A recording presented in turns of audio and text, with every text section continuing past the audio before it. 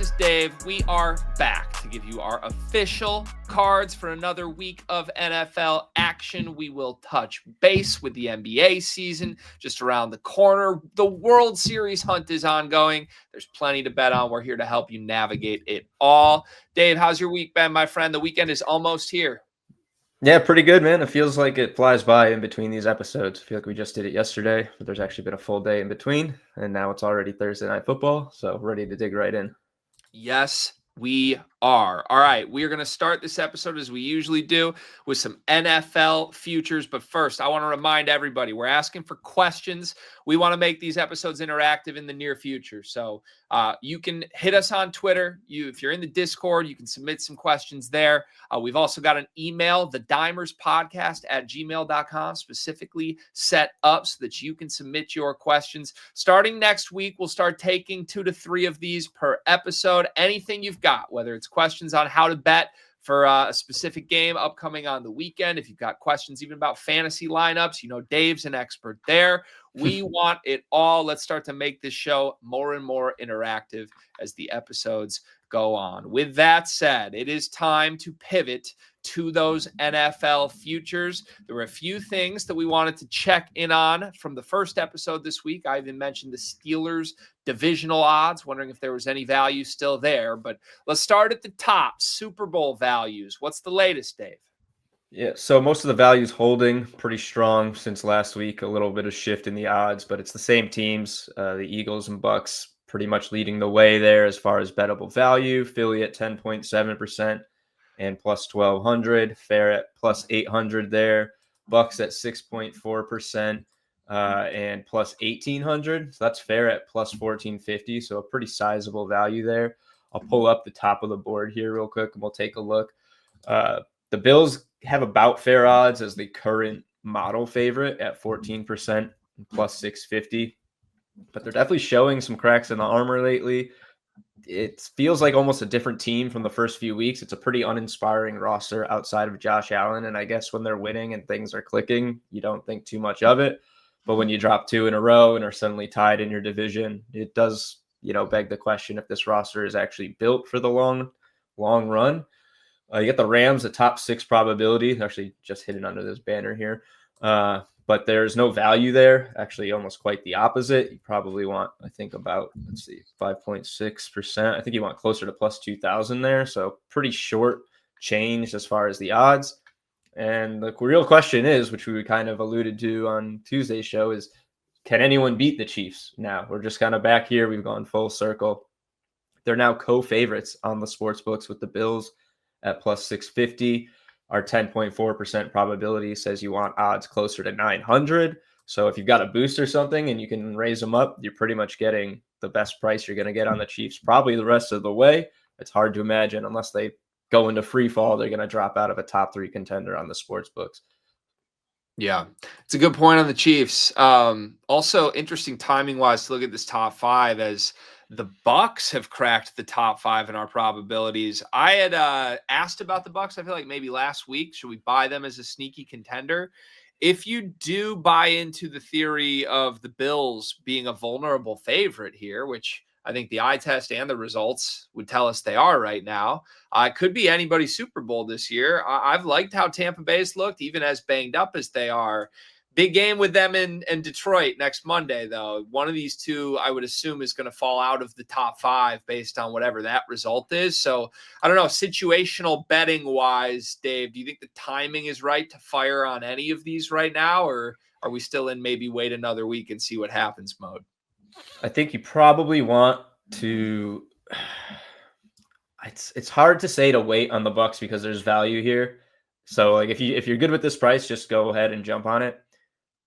I think we're pretty much in agreement they're probably going to lose this game, which means these odds are probably going to get a little bit longer. If they win, I don't think it's going to change too much unless it's just this crazy dominant victory, but you have to assume this is cooked in with the injuries and assuming they'll have pretty much a full strength team come the playoffs. But I think a loss while they're a little vulnerable with the injuries would probably get you closer to plus 2,000 or so. So it's a good price. You could jump on it now. I think you might get better odds if you wait until Tuesday.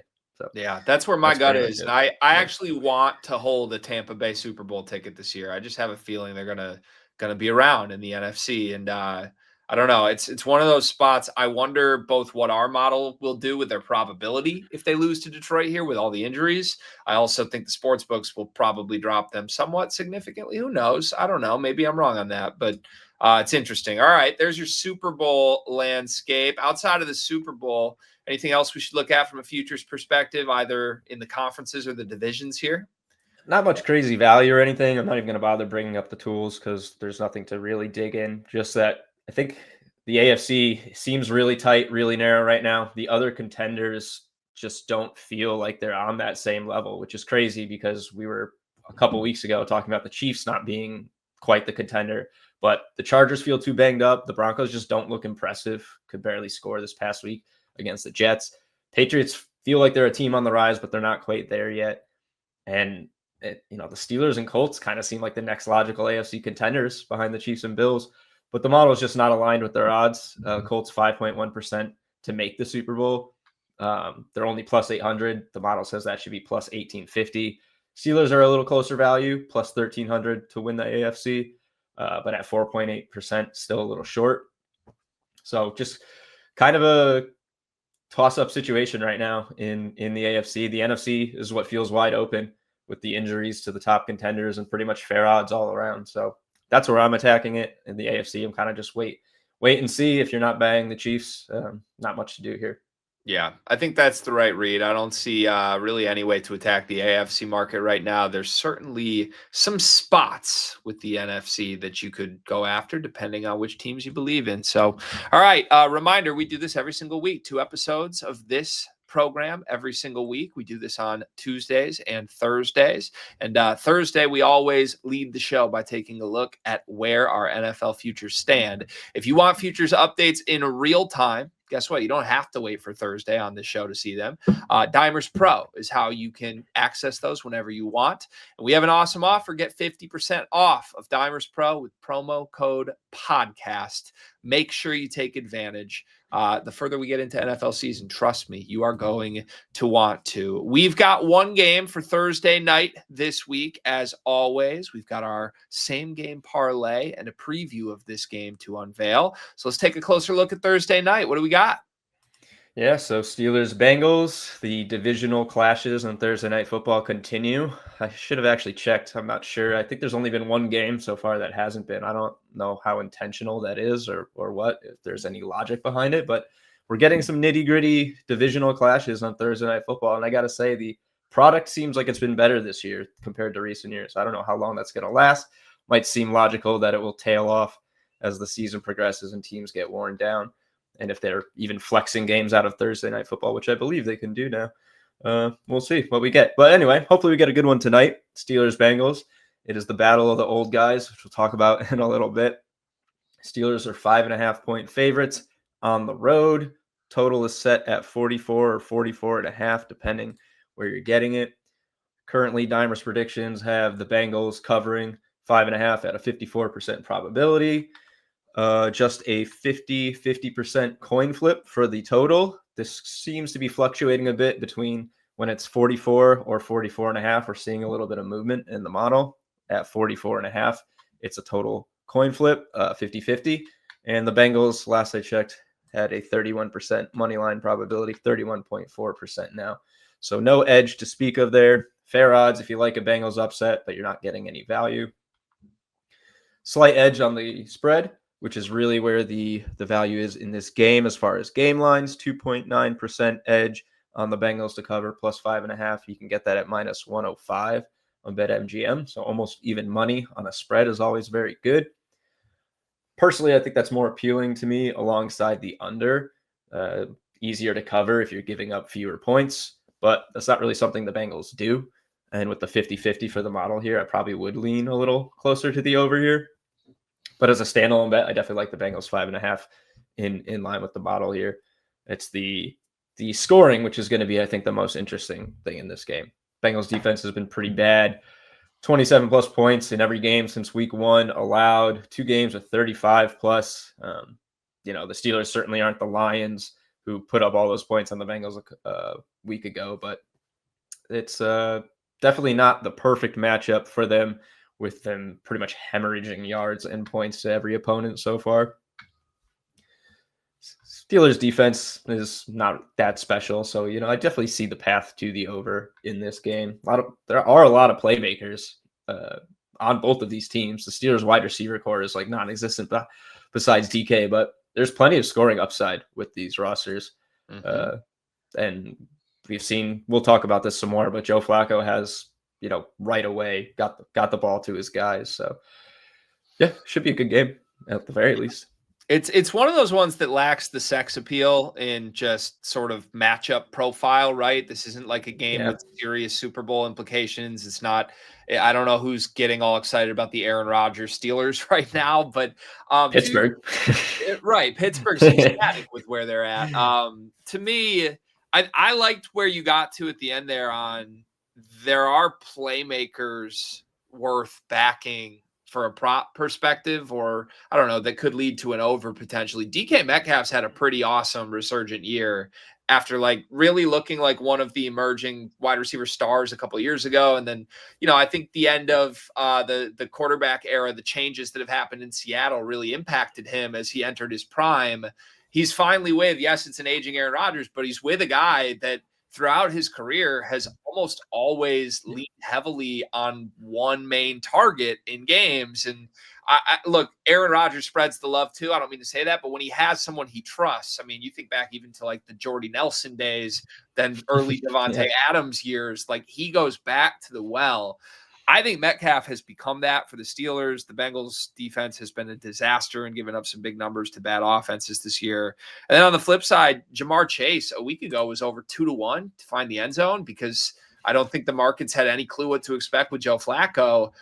Pretty clearly, immediately, he was more engaged than he's been in a game all season. Say what Yeah. you want about Flacco, but he reads defenses. He knows every coverage in the book. His arm is still good enough to at least let a guy as talented as Chase go up and make plays. So I'm kind of staring at those two right now. I see our model has a 39% probability for Metcalf to find the end zone, 40% probability for Jamar Chase to find the end zone. It's actually the same likelihood that Jamar Chase and Chase Brown find the end zone, according to our model. And in terms of anytime touchdown score bets, Chase Brown is plus 110. Jamar Chase is plus 145 right now. So I think there's a little value on Chase. And I think that's probably what I'm going to be looking for in this game is the two pass catchers. Yeah, I'm with you there. Little spoiler here, but DK Metcalf will make an appearance in this Thursday night football preview a little later. Definitely like him tonight. Bengals defense has been discussed, and he's the funnel for this team. There is literally nobody playing wide receiver behind DK Metcalf. Like if you look at our predictions, it is DK Metcalf as the leading receiver with 68 yards, then Jonnu Smith at 32, fellow tight end Darnell Washington at 28. Also, spoiler, I got some Darnell Washington stuff to talk about, and then Kenneth Gainwell and Jalen Warren as the next two receivers. There is one receiver in our top 5 projected receiving outputs in this game. So if it's not Metcalf, it's going to be a complete random cast of characters, but there's no reason they shouldn't at least be able to move the ball and get some points. Yeah. Yep. That's my expectation too. All right. Is there anything you want to screen share here with this game, or should we get into some storylines and betting angles for it? Yeah, well, I'll pull up the whole projections kind of while we walk through all of these here, and we can pretty much dive into our betting angles. But first, it's a little funny, we got the Joe Flacco, Aaron Rodgers, 40-year-old guys, over 40-year-old guys facing off. People may not realize this. I mean, it's not totally surprising. There's not a litany of 40-year-old quarterbacks in the NFL, but this is only the 4th time in NFL history that two 40-year-old or older quarterbacks have faced off. And it's a bit of a trick question, Greg, but do you know the other 3 matchups? Oh, God, absolutely not. I would assume Tom Brady's in all of them. He is, and so is his opponent, Drew Brees. They played each other 3 times in 2020 as members of the AFC South or NFC South, and that's the only other time 2 guys this old have faced off, which is kind of hilarious that it was all 3 in one season. But that is funny. Hey, honestly, maybe these two continue that. In theory, right? We'll get a second Rodgers Flacco, and then maybe they try it in the playoffs. That would be something, right? It would be kind of that sports intangible thing that just seems to happen sometimes, where the only 2 times that 40-year-old guys have faced off, and each time they did it 3 times in the same season. Yeah. That's some bar trivia for you one day. Hopefully, don't forget it. um, and then I saw some stuff. Everyone's joking on social about this, but I got what are the best name for this game? I've seen some pretty fun ones. The Unk Bowl, the Life Alert Bowl, the Icy Hot Bowl, and then I'm really partial to the Bingo Bowl. I think I the like Bingo alliteration does Bowl. it for me there. And Yeah, bingo's great. Bingo's yeah, fantastic. It's honestly, as funny as it is, it's so impressive these guys are still doing this. Like, it's yeah, just crazy to me. Like, they neither one of them has anything to prove at this point, and yet here they are still leading competitive football teams into Thursday Night Football. It's gonna be fun to sit back and watch. yeah. So I feel like the Life Alert Bowl is a little harsh there. Yeah, these guys these guys are performing pretty well. They're not about to fall and can't get up. And like, are we seriously gonna Rodgers act literally like did we that. don't want Flacco quarterbacking the Bengals right now? This is a massive upgrade over the Yeah, previous option. yeah, yeah. This is actually a good thing. It's better than whatever you would call it if it was Jake Browning and I don't know Kenny Pickett, whoever is back up in Pittsburgh these days. Crazy. But yeah, anyway, let's get into it. That's enough fun. Now we're trying to get serious here. We want to bet. We want to make some money. So one thing I'm really looking at in this game is the Steelers' backfield breakdown. It's kind of been in flux this year with Jalen Warren starting to start the season. Then he got hurt, missed a couple games. Kenneth Gainwell took over, was a workhorse in the game that Warren missed when Gainwell first got all the touches. 19 carries, I think 6 or 7 targets. He caught them all in that game. 2 touchdowns, I believe. But as soon as Warren came back, Gainwell went back to the RB2, went from 19 carries to just 6. Warren should be even healthier now. He's coming off his best game of the season from a rushing standpoint. Not a lot of receiving work in his most recent game, but that probably will trend up as he gets back. Gainwell is not too far behind him in our projections for the breakdown of this backfield. Yeah, Warren with 53 rushing yards, Kenneth Gainwell at 31 rushing yards. They're both at a 21 receiving yards projection. So it's more even than I kind of would have anticipated given how the split went last game. But Warren has the touchdown upside, almost 43%. Gainwell is sitting closer to 35%. So almost a 10% difference there, even though they both have well over a 30% chance to get in. Kind of a toss up, I think, when you get down into the gritty stuff. I was looking at their, where they work situationally. Warren's got more red zone touches, but Gainwell's converted 8 of his carries in the red zone into 3 touchdowns, which Warren hasn't done. So they haven't shied away from going to Gainwell, even when Warren's in there down at the goal line. Part of the reason I'm going to probably avoid running back touchdowns in this game. Just think there's too much vulture potential. I do like a real first quarter ladder on Warren's rushing and receiving yards. This is something I've been playing with a few weeks past, primarily with our primetime parlays, looking at the guys that we like in those and just basically taking them to get their yards early because we like those matchups. And you're getting significantly better odds in the first quarter. Obviously, less time to do that, but sometimes it only takes 1 or 2 plays to break it open. So, yep. Warren is definitely my target for, like I said, first quarter stuff tonight. Just a good matchup all around. Bengals are bottom 3 in rush yards allowed, bottom 5 in receiving yards allowed to running backs. Even though Warren doesn't get a ton of receiving work, he gets enough targets to convert.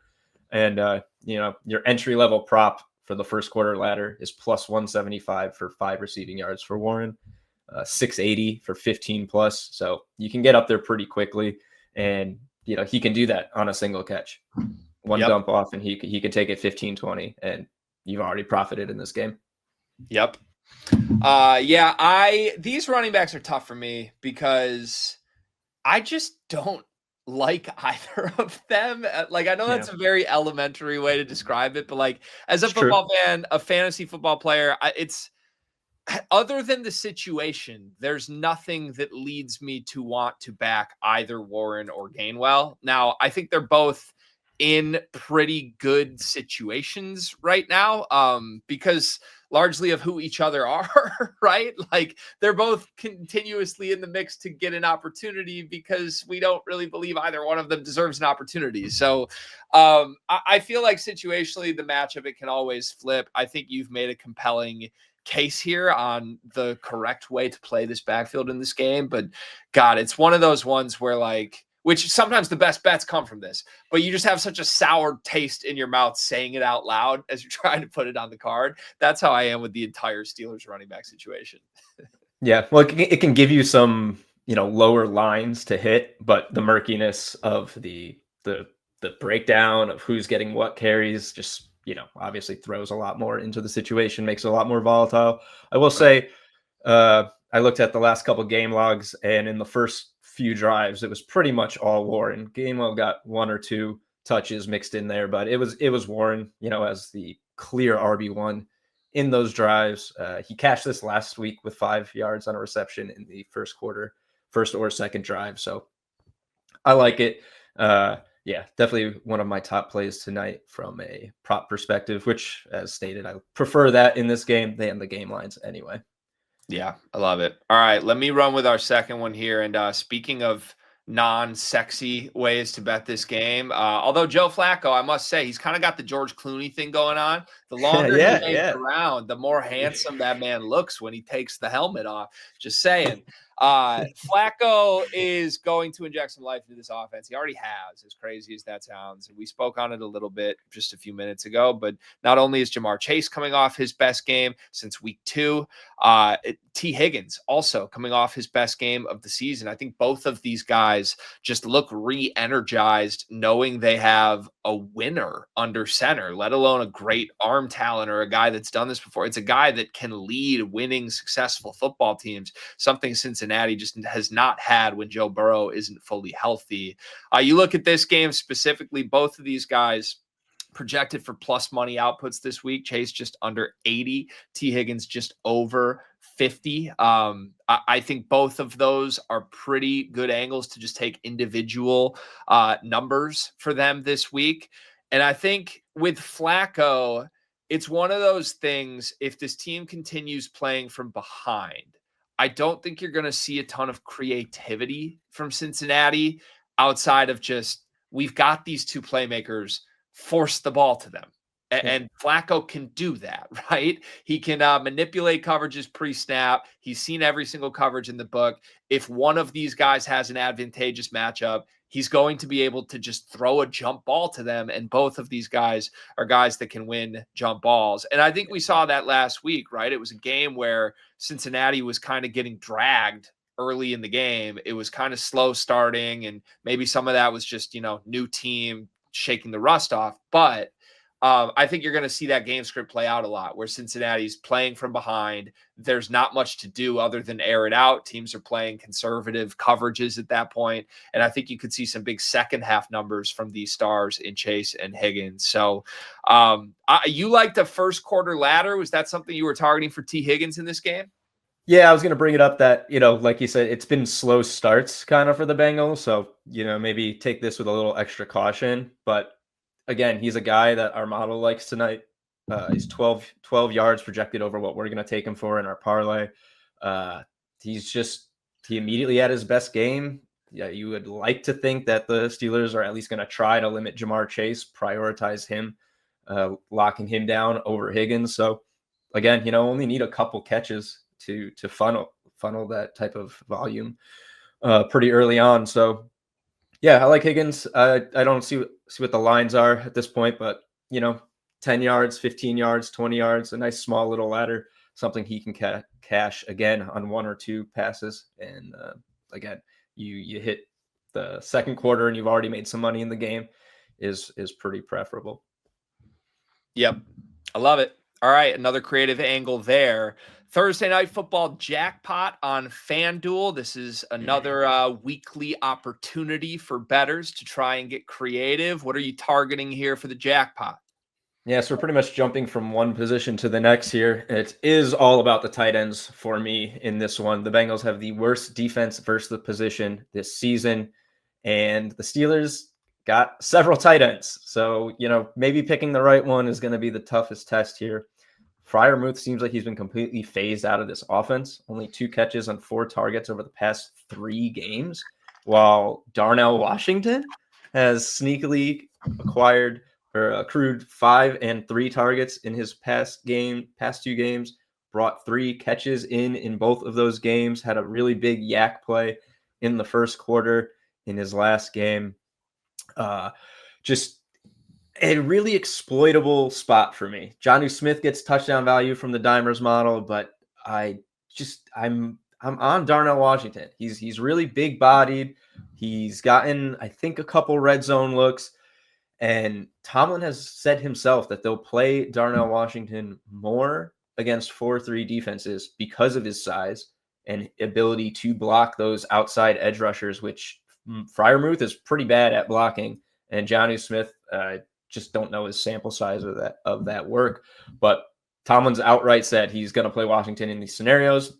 Bengals employ the 4-3 defense, like historically have. So it just seems like a good spot for Washington to sneak away with a, unexpected touchdown. Playing those random tight ends has worked out for us a few times. Yep. And it seems like in prime time, they just kind of materialize. There's more attention on the stars, and then the tight ends just sneakily show up. And he should be a relatively low bet player compared to, obviously, your stars. I don't think he's going to be as sneaky as you might think. Just knowing that the tight end matchup is exploitable versus the Bengals. We're not the only people who know this. Anybody could look that up. But I like to go for those contrarian plays compared to the top guys.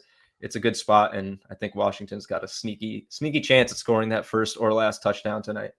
He's one of the darling contrarians, and I know you know exactly what I'm talking about, Dave, where like there's a short list of guys are long shots that shouldn't really be in the mix, that smart bettors, sharp bettors always circle for certain matchups. And Washington is so unique. It honestly, in a weird way, reminds me of Taysom Hill a little bit, and it's not that they're anything alike. They're not. But you come up with plays that are specifically for this one guy. And it's all red zone oriented. That's what the Steelers have done with Washington. Usually there's 1 to 2 plays a game where, there's nothing action-wise at all, nothing to read whatsoever other than, can we isolate Washington and let him use his grown man strength and get a score? I think given the Bengals' propensity for letting tight ends just pop off, it's the only play for this type of thing. Now, I do think you're going to be surprised how many people are on Washington, but it's still not going to be the same as the recreational bettors who are jumping on the biggest names in this game. So good call on Washington. I think that's the smart angle for the jackpot. Let's go to our same game parlay for Thursday Night Football next. Thursday Night Lotto. A 625 odds this week. There's a 50% boost or a no sweat bet that you can use on this at DraftKings Sportsbook. Take us through it, Dave. Yeah, you got your option of those promos there. They let you pick. So, I'm usually more of a boost guy than a take 2 chances at it guy, because it's hard enough to win one parlay. So you might as well try and knock it out more in one. That's my personal philosophy. Anyway, we're starting off with T. Higgins, 40-plus receiving yards. Pretty much covered this already.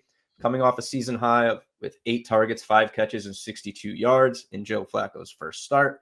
The Bengals' weak run game and likely negative game script should boost his passing volume. Our model projects him for 52.1 receiving yards tonight, well above the 40 mark. You can go 50-plus if you're hungry for bigger odds. It's at plus money. It's within our projections, but we're happy to take the 40 and play things a little bit safer. Next, Jaylen Warren, 50-plus rushing yards. He returned from injury last week, as mentioned, 52 yards on 11 carries.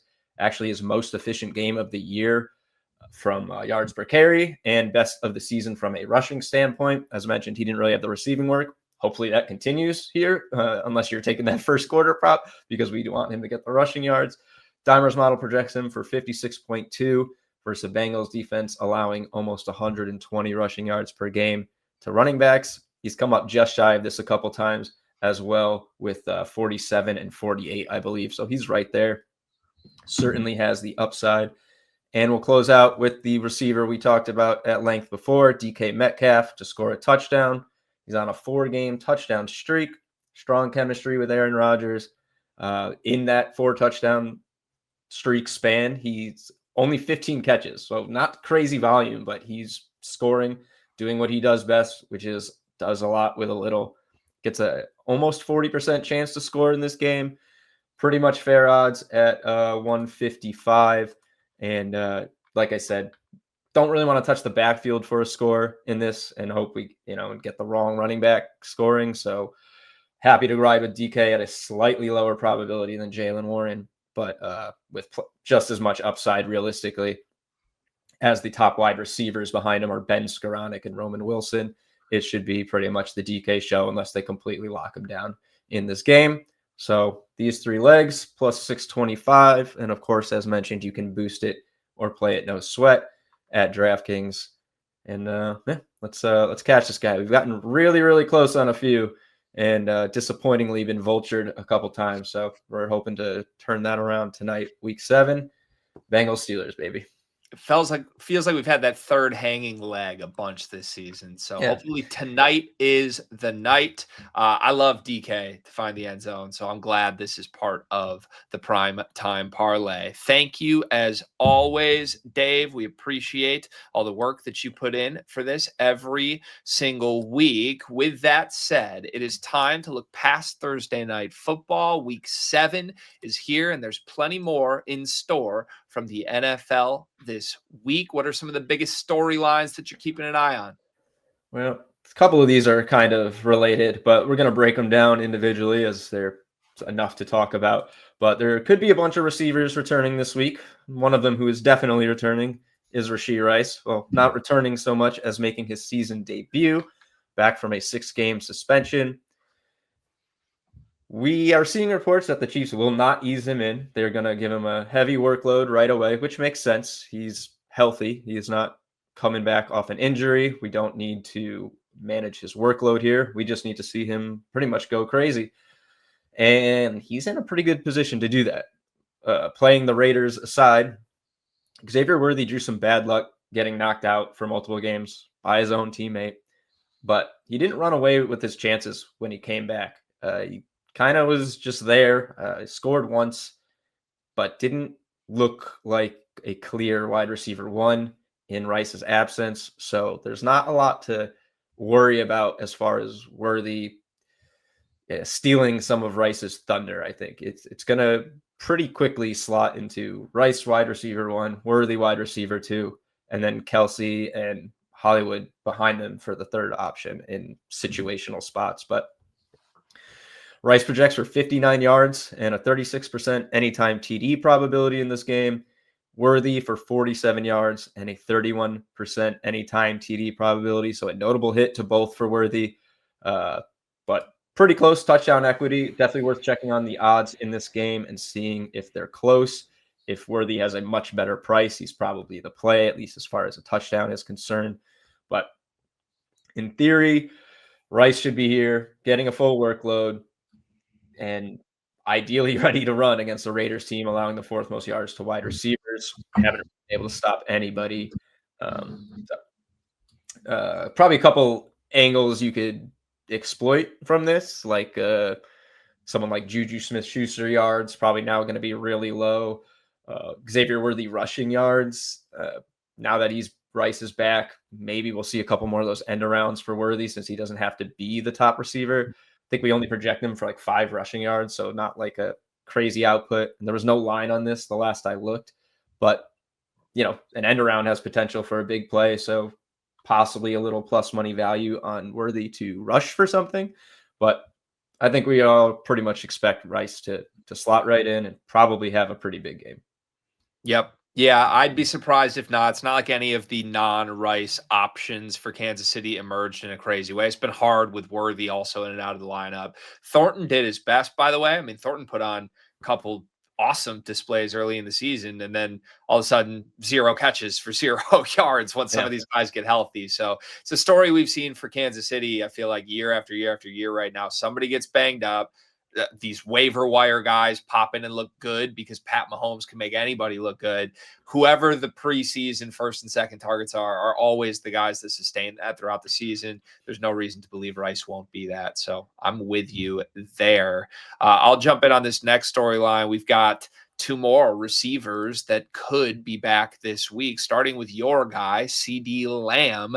Lamb's back at practice this week on Wednesday in a limited fashion, of course, but it does sound optimistic. Schottenheimer gave some positive quotes on his status, said he's trending to play along with Turpin, meaning we could see the full-strength Cowboys wide receiver room for the first time in a while. We have CD projected for 72 receiving yards, a 36% touchdown probability this week. Now, as you would expect, this means that George Pickens takes a hit to his yardage. He's at 55 projected yards, but weirdly, George Pickens has higher touchdown equity here, 39%. I guess that's not shocking. I mean, I'd love your thoughts, given you watch the Cowboys closer than anybody. He has a 5-game touchdown streak, although so much of that has happened without CD. Are you surprised to see Pickens projected more likely in the end zone than Lamb? Not quite. I bet next week it will swap. I bet CD, fully healthy, no questions, will project as the alpha wide receiver one in every facet. But no, not at all this week. CD is still, limited in practice. We don't know exactly what he's going to do. I can't imagine they're going to play him if he's not ready. They don't badly need him, which is crazy to say. The offense is more or less doing just fine. It's not where their problems are, really. So, yeah, I'm not surprised to see that. I do think it'll swap next week, though. That's my personal speculation. Yeah. Worth monitoring because Pickens, I mean, he looks better than he has in his whole career. And honestly, part of that's a testament to Dak and what the Cowboys offense has been able to do. It's been different for Pickens whenever he's not the focal point of an offense for certain throughout his career. So we'll have to see just how healthy CD is, even if he returns. For what it's worth, Washington allows 1.5 passing touchdowns a game. Prescott has 3+ in 3 straight games. So obviously there's some history here with Dan Quinn, but in theory, it's a matchup that you would think Dallas wants to keep airing it out in, and could bode well for both CD Lamb and George Pickens. The other guy who's returning this week, Mike Evans, we think he's back. He's reportedly going to give it a go in practice this week. We'll see. Now, reminder, this is the Monday night game against Detroit that we've talked so much about on both episodes this week. So one extra day until that game means we don't have that extra day of clarity in terms of practice reports. However, we think that he's trending in the direction toward returning for this game. He is in our model's projections, which is great news for the Bucs, because if Emeka Egbuka is also out, Chris Godwin also out, beyond Mike Evans, they would be down to Sterling Shepard, Tez Johnson, and Cade Otton. And I mean, Johnson backflipping in the end zone last week was great.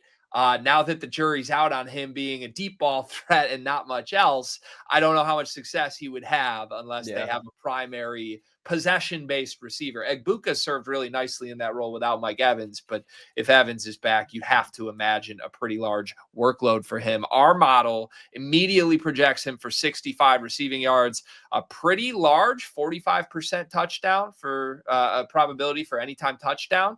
I mean, that's ahead of both of our Dallas receivers that we just talked about. So even though Mike's a little banged up, that's still pretty high for a guy that's coming off of an injury.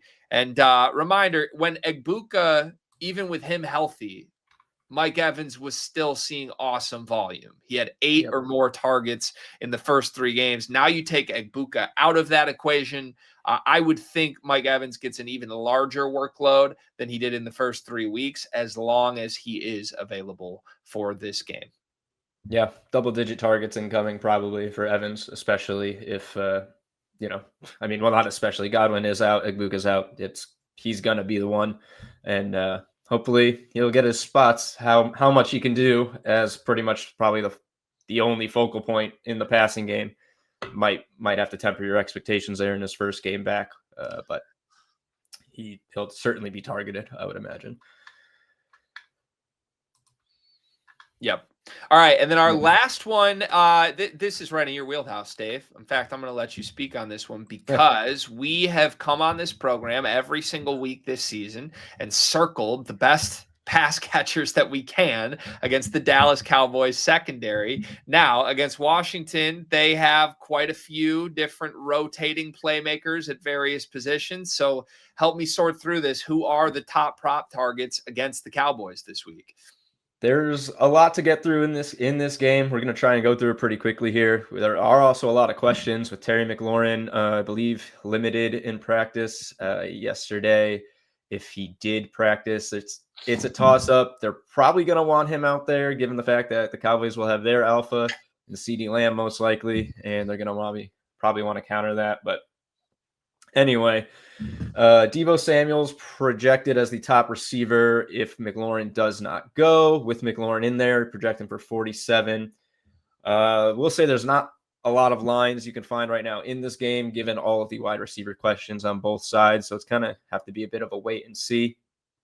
Deebo's not really the type of wide receiver that's beaten the Cowboys this year. It's been the field stretchers, burning guys in coverage. We looked on Tuesday. Deebo actually doesn't have very impressive numbers against the Cowboys in his career, even though he's played several games against them with the Niners. And pretty much all those games, the Niners were rolling. So Deebo's probably not one I'm looking at. Zach Ertz.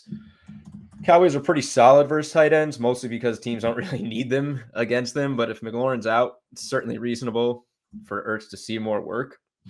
He scored in both games versus the Cowboys as a commander, but he's only top 50 yards against them since 2018. I kind of random stat when I was looking through his game logs that if he scores in this game, it would match how many games he scored as an Eagle versus the Cowboys in 9 seasons. He's only scored in 3. Yeah, he only scored in 3 games over 9 seasons with the Cowboys against the Cowboys. 2 of them were 2 touchdown, 130-yard explosion games. But I don't think we're going to see one of those tonight, this weekend, for the Commanders and Zach Ertz. Bill Krosky-Merritt is probably the guy I'm looking at in this one because of all the wide receiver questions. Cowboys are allowing 142 rushing yards per game total. That's certainly bloated by the 200 piece from Dowdle last week, but they are also allowing the most receiving yards to running backs at just under 50 per game. Bill's not been a major receiving target, projected for 66 rushing and 13 receiving, only has 2+ targets in a pair of games. He did go for almost 40 in one of those, thanks to a big, long 28-yard catch and run, though. So definitely worth looking at if you can get some attractive plus money on Bill Krosky-Merritt to catch some yards out of the backfield. Certainly something I'm going to be looking at because it is a very exploitable spot against the Cowboys. And not going to really talk about McLaurin since we don't know what his status is. And the only other primary playmaker in this game is Jaden Daniels. Only Jalen Hurts has done damage as a QB on the ground. They did let him go for over 60, but they've been pretty much locked down on guys since then. But Daniels is the best rusher they've faced since that period, projected for 48 rushing yards. I'll be curious to see what his lines are like. I don't know if he'll be able to get plus money at anything under 60, though, so it might be kind of a tough draw there. Maybe some touchdown value. I'm not sure. But realistically, I think the guy who's going off in this game, it's going to be a Luke McCaffrey or like a Chris Moore, particularly if Terry McLaurin doesn't play. It's going to be a sneaky guy who is being defended by the 3rd best defender in the secondary. If that, Luke McCaffrey's got 3 touchdowns this season. Chris Moore just had a 5-target game. You know, their ladder yards are probably going to be pretty low.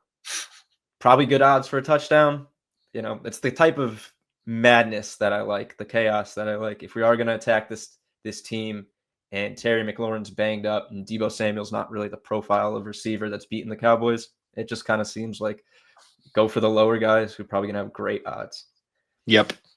I completely cannot get enough of fading this Dallas secondary, and I'm sure it's probably like nails on a chalkboard to you as a Cowboys fan, but it's truly the thing I get most excited about on a week-to-week basis in the NFL. It just hasn't failed this year yet in any really various way we try to bet it. So I like the shout with like McCaffrey and Moore, kind of finding those quote-unquote weird guys that are going to have the explosive play. It's a fun way to approach it. Also, I think it's been so reliable for teams that have a clear number one to just take the number one against Dallas. But that's where Washington is unique. They don't have a clear number one with Terry McLaurin now. It's going to be by committee as it always is. So it allows for some creative angles, and you just laid them out very nicely. I'll probably be taking Krosky Merritt. I'll probably have a Debo play in this game, and I'm probably going to sprinkle Luke McCaffrey as well, the guy that just keeps finding the end zone for Washington. So some of the big receiving performances they've given up aren't the number one guys either. Wan'Dale Robinson alongside Malik Neighbors with 150 yards. Rico Dowdle was the Panthers' leading receiver last week. Luther Burden over 100 yards. It's not even the big guys who are beating this team. Yeah. Nobody caught a pass against the Eagles. I don't know if Jalen Hurts threw a single pass in week 1. So, yeah. Great. I can see like it's like I see the stress building in Dave's shoulders as he's like, role players. yeah, that's pretty much me on Sunday. As like this guy, but I'm gonna try and make some money while shouting this guy at my TV. So it's like me betting strikeout props for the most random pitchers in August against the Detroit Tigers. That was what I was doing. So hey, sometimes you know your team better than anybody. Dave's helping us with that right now. All right, there you have it. Hopefully there's some betting angles for you for week 7 that you can jump on with us. It should be fun, but it is time. Dun, dun, dun. Drum roll, please. Roll out the red carpet. Let's unveil our week 7 best bets. Weekend best bets. Seattle killed us last week. I'm still angry about it, Dave. Let's get on the right track. Yeah, those running backs it's kind of the Jalen Warren, Kenneth Gainwell thing in Seattle. You just don't really like either of them, and they're horribly inefficient. And yeah, so whatever. It's behind us. We're looking ahead. 3 bets for the weekend. We got a nice little mix here, money line, spread, and prop. And we're going to start off with the Panthers money line at the Jets. Probably going to be the only time you see the Panthers money line on this program all season. But it's a pretty strong one this week. 59.6% probability, a 5.9% edge on our latest probabilities. It's Panthers time, man. They're still the Panthers, but they're playing the Jets. The Jets are a mess. They're winless, allowing the 5th most points per game. Now they're without Garrett Wilson in this one. Carolina's coming in with all the momentum off a big win. There's zero reason to believe in the Jets right now. Their passing game is anemic. Breece Hall is the only player it looks like they're doing anything, and there's tons of trade talks and stuff around him right now. Panthers are only 1-point favorites, so maybe I'm missing something here, but the Dimers model has them winning by a full field goal in this. I think 23-20 is our projected final score.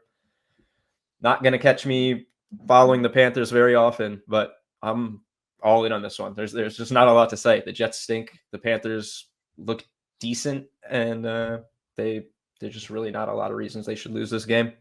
How can you not get excited to fade Aaron Glenn right now? It's not just a bad football team. It's a bad vibes football team. And sometimes with coaching changes, you can see this happen to franchises, especially in this league, but I think it applies to all professional sports too. You come into every season not knowing what to expect. You come into every season with some baseline level of either optimism or belief. And when you start 0-2, it kind of gets to the point where everybody looks at each other. When you start 0-5, they stop looking at each other and everyone puts their head down and says, this is what this is. I think that's the situation for New York. I think they feel that they honestly made a bad hire. They don't have the personnel needed. Maybe it changes again next year with different players. But one thing that's not going to help them, removing Garrett Wilson from the equation. He's been like the only thing that has worked for this team all year. So I'm with you. I am with the model. I couldn't love the Carolina play more. Anytime you get a chance to take a money line against the Jets right now, I think you have to do it. Yeah, and if anyone is like, oh, the Panthers, I will simply counter you with this. Are you going to bet the Jets winless on a money line at plus 110? Not me. So, yeah, no. The other side sucks. So, yeah, it's pretty simple to me, man. Yep. All right. Second one here is Yep. one that we vaguely alluded to on Tuesday, but now we're officially locking it in. It is the Vikings plus 2.5 against the free falling Philadelphia Eagles. Yeah, talked about this, as you mentioned, on Tuesday. Not a lot to discuss that's different from then. Model value and probability has held pretty strong. Another high value edge. All three of them this week, high value, which is pretty great. Yeah, Eagles back-to-back upsets, hitting the road against a well-rested Vikings team coming off the bye, allowing only 10 touchdowns this year, tied for the third lowest mark in the NFL. Projected final score of 23-21 in this game. Coin flip probability on the total at 43.5. Probably going to be a lower, I think, grittier game here. And as we talked about at length, though, the Eagles' second half and fourth quarter struggles are a major concern. They've been outscored as a whole this season, granted by 1 point, but they have a negative point differential as a winning team. That's not going to cut it long term.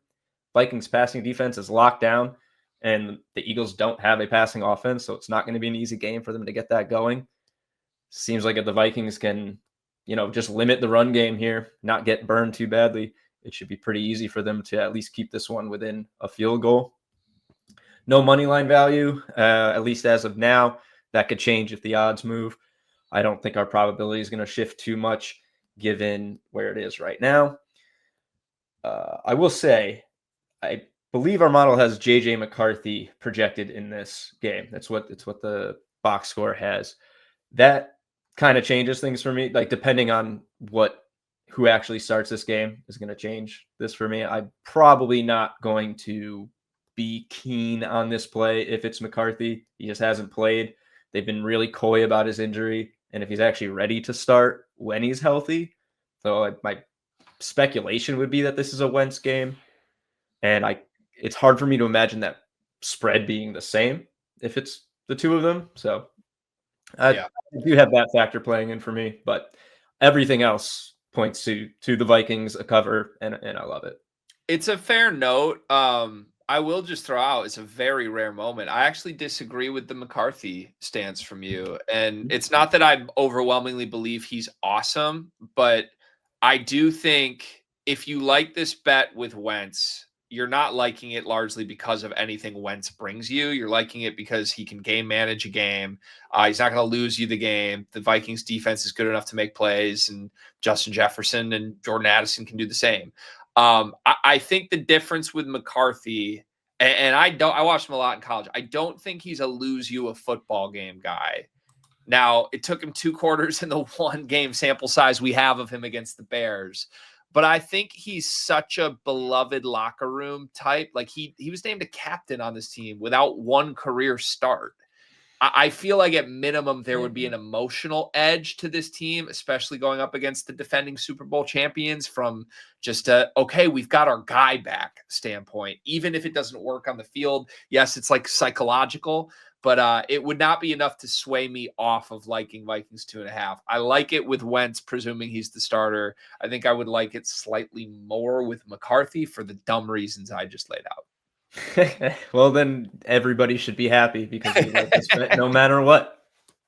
We like it, the model likes it, and you'll like it if it's a winner come Sunday. So we covered our bases here. All right. Lastly, it's George Kittle finding the end zone this week, plus 220.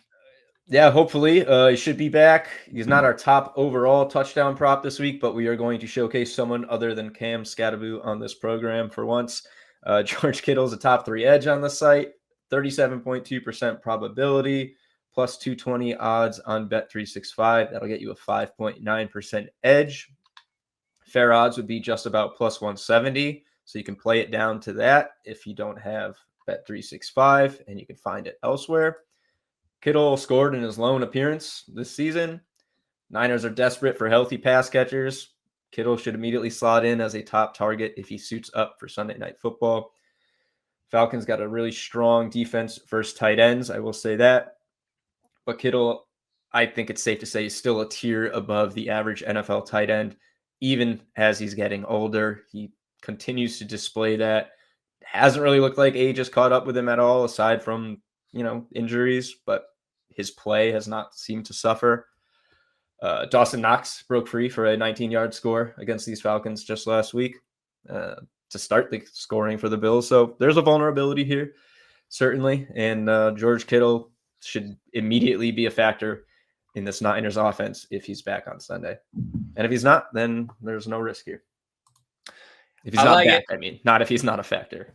Right. No, I like it. I think the pitch is a good one. Top 3 edge on the site was enough for me. Lock it in. Let's do it. There we have it. Okay. Panthers to win on the money line. Vikings plus 2.5. George Kittle to find the end zone. Our 3 best bets for week 7. You need Dimers Pro, folks. That's the number 1 tool to help you win your bets throughout NFL season and beyond. Get 50% off Dimers Pro with promo code podcast. While you're at it, subscribe to this show. We do it 2 days a week, every Tuesday and Thursday. We want to grow this into your go-to resource as a sports bettor. We are here to help you. So everything you can do helps us. In return, throw a like, subscribe to wherever you get your podcasts, and leave a comment. Let us know how you're liking the show thus far. With that said, let's move to what's next. Our first touchdown round robin. 1 for 5 last week. It was Kyron Williams who found the end zone. Technically a ×2 cash if you played the round robin, because we had a void with Quentin Johnston last week. We also did cash a reduced payout anytime touchdown parlay on DraftKings. Egbuka, that leg would have been saved with the early exit promo. So we talk about it every week when we unveil this. It still continues to be a very solid anytime touchdown parlay play. Just because we are recommending it as our first touchdown round robin does not mean that's the only way to bet it. So with that said, let's take a look at what we've put together for week 7. Yeah, so we got 5 guys.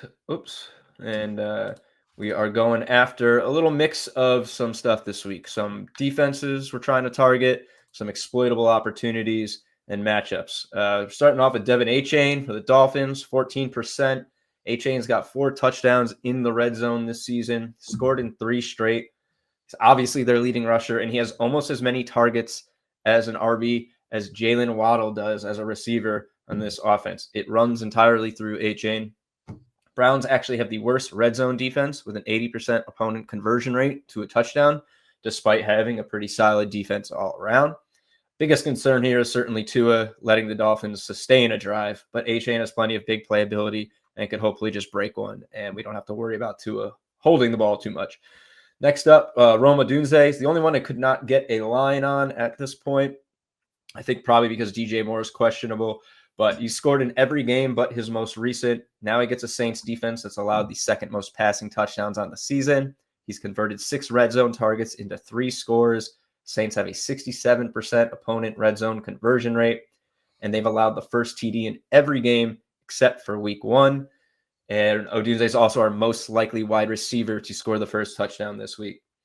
We're going to jump right in with Rashee Rice. He's our 3rd most likely first scorer for a wide receiver this week. Fully healthy as his absence was not injury related.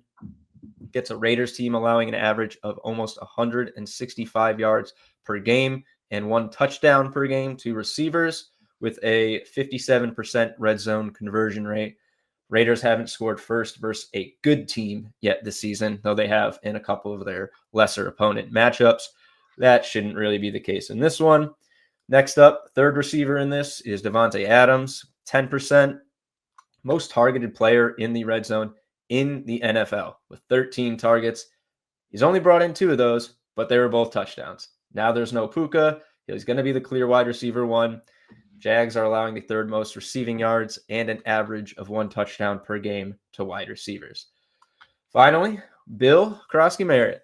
I'd really like to attack the Cowboys' league worst passing defense with this. I spent a lot of time looking through it, trying to find the right one, but there's just a lot of wide receiver questions, and we don't want to get burned there. So we're just going to go with the guy who's pretty much the clear focal point of the ground game.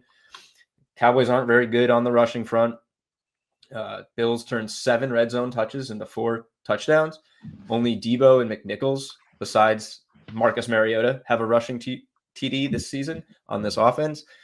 Jaden Daniels hasn't carried very much in the red zone at all. The Cowboys are allowing over a 60% red zone rate as well. All 5 of these guys also get a 35% probability or higher anytime touchdown probability from the model. So again, very solid side play, playing everyone to just get in the end zone first or anytime in this. So yep, play the round robin, times 5, times 4, times 3, times 2. And as we like to suggest, play your side bet on the anytime TD parlay for these 5 guys. A lot of like injury situation conducive touchdowns here. I like that. Like if DJ Moore is out, I just don't see anyone but Odunze being the red zone target for Chicago. Rashee Rice, you got to think, especially given the matchup, is going to be prioritized in that game. Adams without Puka, of course, even though he's already led the team in red zone targets, it's only going to be double and triple down upon. I love these names this week. So you heard the man. Anytime touchdown is just as good, if not a better way to play these. It's certainly very fun to put them together in the first touchdown round robin. And dare I say, it's one of the more dangerous words in sports betting. Gamble responsibly, folks. We might be a little bit due with the first touchdown round robin. It's pretty rare that we go like a full month without at least cashing a genuine 2 out of 5 leg. And It's been a while, Dave. So I have a good feeling week 7 might be the breakthrough. Thank you very much. If you are a touchdown bettor, folks, Dimers Pro can help you. We feature projections not only on how likely are you to get in the end zone, but how likely is each player to score 2 touchdowns, 3 touchdowns, first touchdowns, and more. Any way you can bet touchdowns, our model can help you make sense of where the value is each week. Dimers Pro, 50% off with promo code podcast. You won't want to miss out on it. I promise you that. We always save time at the end of the Thursday show to give out some personal plays here, Dave. We've had success with this segment of the show throughout this year. So simply put, what do you like in week 7? Yeah, I'm going to change it up a little bit from the TD parlays to a couple guys I like receiving yards ladders on. It's going to be Mason Taylor for the Jets and Jahmyr Gibbs for the Lions. Mason Taylor, I'll go through these real quick. Mason Taylor, great spot. Panthers allowing 74 yards per game to tight ends, along with a touchdown to the tight end in 3 straight games. Garrett Wilson is out. Mason Taylor projects as our leading receiver in this game. If you throw out the London game, that was a total dud. He's got 6+ targets in 3 straight weeks. I only see lines at this time on Bet365. They'll surely come up around further than that, but you can get almost even money on 40+, which is underneath our projection, and plus money there and up. This might be another one I look at in the first quarter. Pretty simple pitch there. Jahmyr Gibbs, Lions. Bucks are allowing 55.2 receiving yards per game to running backs on 6 targets per game. So teams are seeing opportunity. It's not just one or two plays being broken. They're attacking running backs or attacking this defense with the running back through the air. Yards total is a little bit inflated with Bijan going for 100 receiving yards in week 1. But the Bucks have consistently allowed 30+ to running backs. We project Gibbs for 26.8, which is a top 5 mark for running backs this week. I think it's another good first quarter target for some plus money, at least for the low end of this, 5+ yards, 10+ yards. Maybe even if you can do receptions in the first quarter, if you can get plus money on 1 reception, that is absolutely a play for me. I will say Gibbs is down to just 2 targets over his past 3 games after 10, 3, and 6 early on. Is this a concern, Greg, as someone who's, watching all the Lions games, or should I just trust his skills in this plus matchup? I don't think it's a concern. It's a good matchup. Oddly enough, what I'm going with for my play this week is his running mate, Sonic and Knuckles. I'm looking at David Montgomery. So we've both kind of circled ways to bet this Lions backfield this week. I wouldn't worry about any negative trends with Gibbs. If anything, he got a huge portion of the workload last week against the Chiefs. And I have a reason to believe Montgomery is going to be a little more involved. More on that in a moment. But even if Montgomery is more involved on the ground, I think it's conducive to Gibbs through the air being the threat. Awesome. Yeah, well, then that's who I'm chasing this week are Mason Taylor and Jahmyr Gibbs receiving yards ladders. Hopefully we're looking at some really nice hits when we recap on Tuesday. I love it. Okay. All right. So I just said what I was going to unveil as my favorite play of the week. I'm actually looking for a David Montgomery rushing attempts ladder. Now, I can't find this market available just yet. It will be by game time. Reminder, this is the Monday night game. A lot of his yardage props are out, and I will throw out this as well. Our model projects him at 49 yards this week. Is plus money to get David Montgomery to record 50 or more rushing yards. However, I'm going to lean on attempts and not yards here, largely because I like your guy better. I think Jahmyr Gibbs is the more talented of the two backs. If there are explosive plays to be had, I think it's going to be Gibbs. And if anything, Tampa is not super vulnerable against the run. They are vulnerable against the running backs who can catch, and that's why the Gibbs play makes sense. However, this is why I'm going after David Montgomery here. David Montgomery against Kansas City had 4 carries for 24 yards. And I was watching the game as a Lions fan. Now, the game script entirely called for having the pass catching back in the game. Jahmyr Gibbs was everywhere. They were playing from behind for the entire second half. They were not trying to waste time down 2 scores against Kansas City. However, this Lions team is always at their best when David Montgomery is getting extended long drives, not necessarily breaking 20-yard carries, but he's been known to get 6, 7, 8 carries on a drive that can last 7, 8, 9 minutes. I think this Detroit team is going to want to course correct here against a Tampa Bay team that is good enough to hold up against the run, but I think you can wear them down, especially given all the injuries on the offensive end for Tampa Bay right now. I expect Detroit to roll in this game. We've talked about how we think Detroit covering is a good play as well. If you believe that, I think you also believe they're going to manage this game the way they want to. David Montgomery's going to be more involved. Dan Campbell was at the podium this week saying we have to get Monty more involved than last week. I think it will be a very concerted effort. He only had one other game earlier this season with less than 10 carries in it. He had 9 against Cleveland in a blowout win. Came back the next week, got 18 carries. I think anytime Detroit has a guy that gets underutilized one week, they fix it a week later. He's so important to what this team can be when they're at their best. So again, we don't have rushing attempts available. At least I haven't seen a market for it yet. I'm assuming that's coming very shortly. But with our model saying they like right around 50 yards, and that's plus money, I think we're going to be able to get Montgomery 10, 11, 12 carries plus in this game, all at plus money. Give us 15 carries, give us 50 yards, and we take it to the bank. Love it, man. I always love the insider takes, which is why I am always coming to Greg for my Lions information. Hey, you know your team better than anyone, Dave. I know you That's know right. this as well. All right, we are about to wrap the show, but first, let's take a closer look at what else is on Dimers this week. What's on Dimers this week? NBA is back. As a basketball fan, I am in heaven, Dave. Talk to me. Yeah, we got our futures up. Season begins on Tuesday. Our first predictions, rather. No prop projections yet. Waiting for those markets to open. But our first predictions for those games are up. It's Rockets, Thunder, and Lakers, Warriors. So some good opening night matchups. Check those out on dimers.com. New NHL season, of course, is rolling along. This is our first full week with games on every night.